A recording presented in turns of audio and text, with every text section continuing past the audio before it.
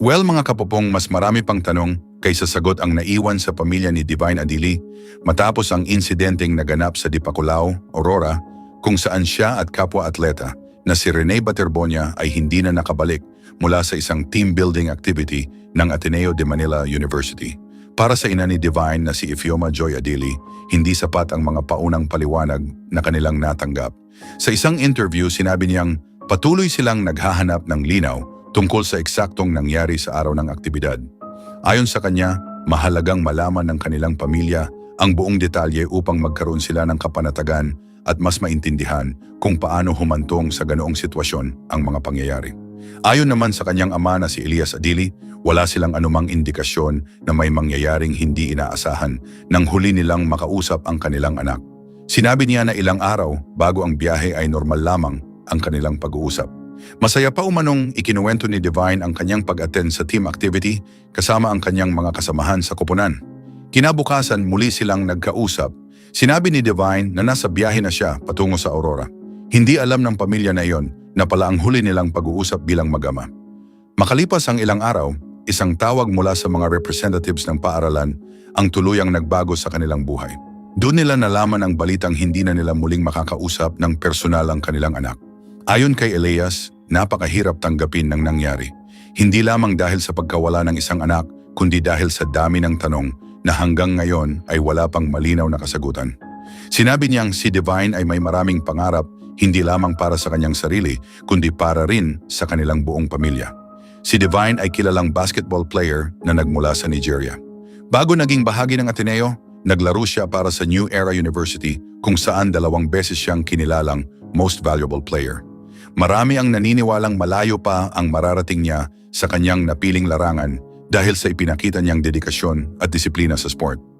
Ngunit para sa kanyang pamilya, higit pa siya sa isang atleta. Isa siyang mapagmahal na anak at responsableng kuya sa kanyang mga kapatid. Ayon sa kanyang ama, madalas itong magbigay ng suporta sa kanilang pamilya at nagsisilbing inspirasyon sa kanilang komunidad.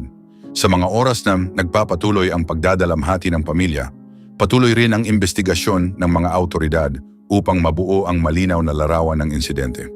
Batay sa mga paunang ulat ng pulisya, naganap ang pangyayari sa panahon ng isang team building activity sa baybayin ng Dipaculao. Ayon sa investigasyon, nadala umano ng malakas na agos ang 2 atleta patungo sa mas malalim na bahagi ng dagat. Agad namang nagsagawa ng operasyon sa pagsagip ang mga responder matapos makatanggap ng impormasyon tungkol sa sitwasyon. Nagsimula rin ang masusing pagkalap ng ebidensya mula sa lugar upang makatulong sa paglilinaw ng buong pangyayari.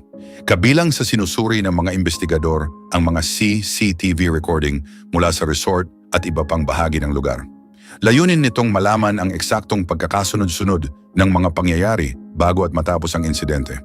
Nilinaw rin ng mga awtoridad na wala pa silang nakikitang ebidensyang sumusuporta sa ilang kumalat na haka-haka sa social media. Ayon sa pulisya, patuloy nilang sinusuri ang lahat ng impormasyong kanilang natatanggap upang matiyak na tama at kumpleto ang kanilang ulat. Kasama rin sa kanilang isinasagawang pagsusuri ang pagkuha ng mga pahayag mula sa mga coach, organizer at iba pang taong naroon sa panahon ng aktibidad. Inaasahan na makatutulong ang mga testimonya upang mas maunawaan ang kabuuang pangyayari at mabigyan ng mas malinaw na larawan ang mga pamilya ng mga atleta. Para sa pamilya Adili, mahalaga ang bawat impormasyong lumalabas mula sa investigasyon. Umaasa silang mabibigyan sila ng malinaw na mga sagot sa mga susunod na araw. Sa ngayon, patuloy na inaalala ng mga kaibigan, kaklase at kasamahan sa basketball sina Divine Adili at Rene Baterbonia.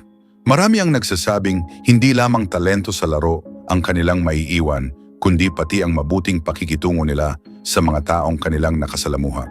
Mga kapupong, nagpapatuloy ang opisyal na investigasyon, nananatiling buhay sa alaala ng kanilang mga mahal sa buhay ang kanilang mga pangarap, dedikasyon at mga alaalang iniwan nila sa loob at labas ng court. Kasabay nito ang patuloy na paghihintay ng kanilang mga pamilya sa mga sagot na inaasahan nilang makapagbibigay ng linaw sa isang pangyayaring nagdulot ng matinding lungkot sa maraming tao. Isang video mga kapopong na mabilis na kumalat sa social media ang naging sentro ng atensyon matapos marinig si Rovelyn Baterbonia, ina ng varsity player na si Rene Clerc Baterbonia, na emosyonal na nagsasalita sa mga opisyal at representatives ng Ateneo na dumating sa burol ng kanyang anak upang magbigay galang at makiramay. Sa video, kapansin-pansin ang matinding lungkot at paghahanap ng kasagutan ng isang ina na nawala ng anak. Ang naturang tagpo ay agad na umani ng reaksyon mula sa publiko at nagbigay diin sa patuloy na panawagan ng pamilya para sa malinaw na paliwanag tungkol sa nangyari. Hindi maibabalik ng paghingi ng paumanhin ang anak ko. Ito ang mensaheng paulit-ulit na ipinahayag ni Rovelyn sa gitna ng kanyang pagdadalamhati. Para sa kanya, higit sa anumang pakikiramay o paghingi ng paumanhin, ang pangangailangang malaman ang buong katotohanan sa likod ng nangyari sa kanyang anak. Sinabi niya na maraming tanong ang nananatiling walang malinaw na sagot at umaasa siyang mabibigyang linaw ang lahat sa pamamagitan ng mga opisyal na investigasyon. Si Rene Clerc Baterbonia ay kilalang batang atleta mula sa Agusan del Sur na nagpakita ng husay at dedikasyon sa basketball. Sa murang edad, naging daan ang kanyang talento upang magkaroon siya ng mga oportunidad sa pag-aaral at sports. Nakilala siya bilang isang masipag at disiplinadong manlalaro na laging nagbibigay ng buong kakayahan sa loob ng court.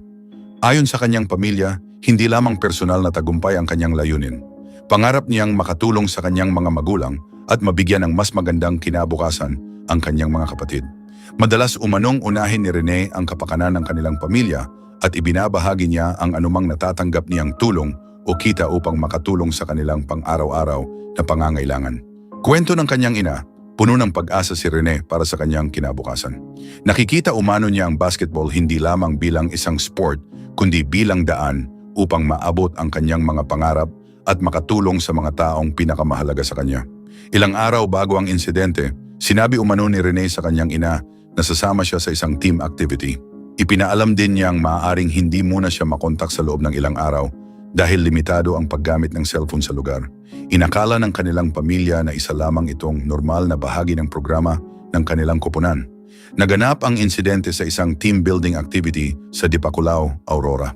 Ayon sa mga unang ulat, nakaranas ng malalakas na alon at agos sa dagat ang mga kalahok.